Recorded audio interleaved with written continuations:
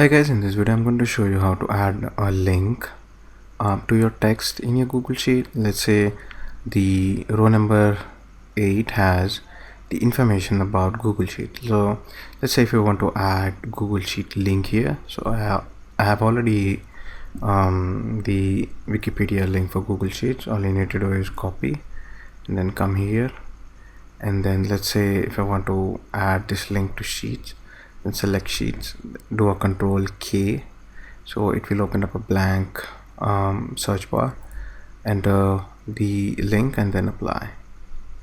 And you can see I have added the related website name or the link to this text. So whenever someone opens this sheet, so if you come across this, if you hover the cursor on this sheets, so it will give the Wikipedia page. They can open it and they can check.